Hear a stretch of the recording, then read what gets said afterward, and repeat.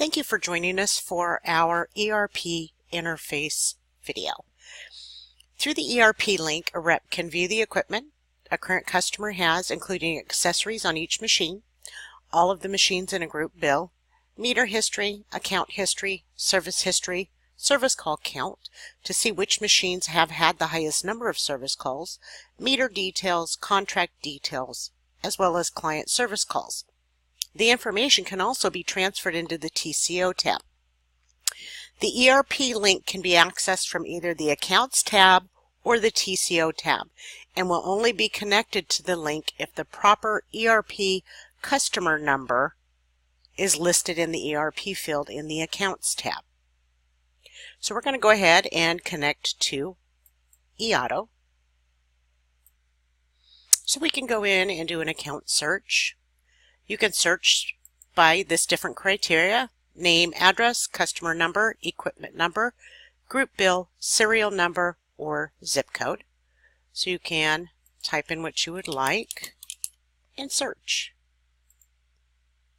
Now if I wanted to go to this account, I could just double click on it and it would take me directly to that account. You can search by contract search as well, or lease search. So you can see it gives you your customer number, all of your customer information, the billing information. All of the equipment is listed here below that you can scroll down to. If you were to highlight one, it's going to give you any accessory that's also tied to that. So you can see the accessories that are tied to each piece of equipment. So I can go to meter history, which I've highlighted this device. If I go to meter history, you drag this over, it's going to give me the meter history for this device. As you can see, it gives you the serial number, the make, model, the location. It gives you the meter dates and the reads as well. You can also scroll over to get additional information. So that shows you the meter history. If you want the account history, you can click on that and it gives you any activity on the account for the last 12 months. And if we go into service history again, let me drag this over here. We're still searching for the one device that we have highlighted. So if you want to choose a different device, make sure that you choose it. And you can get a start date. So a start and an end date on the service history. I'm going to go back a bit here. See if I can pull anything up. And it's going to say show history. So this gives me all of the information, the call date, the close date, what the problem was, what the technician notes were. It's going to show you who the technician is. If you want to know about the last service call, you can click on that and it's going to give you the last service call. You can print this information out as well if you needed to. If I go to service call count, we can again put a start date. Now this is a global search. We'll put this start date, this end date, your threshold. How many service calls do you find are excessive? So we'll say 10. So it's going to show us 10 and above. And we'll go ahead and click submit. So this did a global search. It's giving you all of your customers.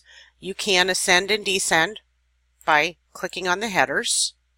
But this would show you. If I go to detail,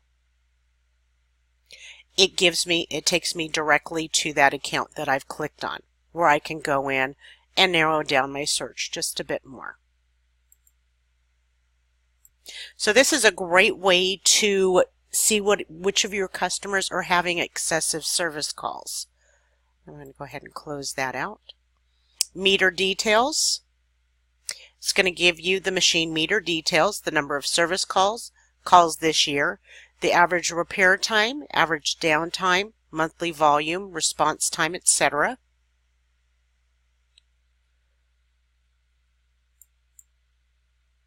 The contract details.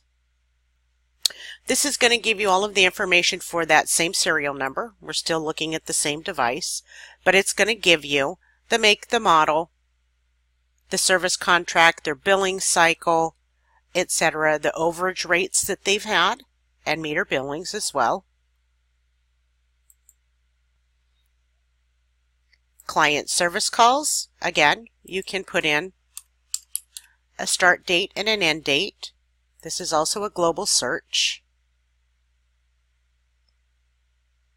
Gives you your client name, the equipment, the problem as well. And if you go to transfer to Sherpa, this piece of equipment that I have listed that I've got highlighted, it's asking me if I want to transfer this into my TCO. I'm going to say yes. When I do that, it also searches through the ERP and pulls up other devices that are not in the TCO. So this gives you the opportunity to check all, or if you want, just click on a couple and we'll say transfer this equipment to Sherpa. Done. So now where we had nothing in our TCO, we minimize this. You'll see those 3 devices are now in the TCO. Go back to my account. Got several of these open here. So we can also update equipment. Now if we wanted to, we could, by updating equipment, all of the equipment that's listed here would get submitted into the TCO area. And that you have to be very careful when you're doing this and make sure that the account that you're on is also the account that's reflecting here. Otherwise, you may get equipment that doesn't belong to the correct account into that TCO area. Okay. We can also go to Group Bill, and what Group Bill does is it looks at the Bill to ID on the account in eAutos, and this will show you all of the equipment for all other accounts that have the same Bill to ID set. So now you're able to access all of that equipment. That's all I had for you today on the ERP Interface video. Should you have any questions regarding this, please contact us at training@compasscontact.net, as we'd be more than happy to assist you. Thank you and have a good day.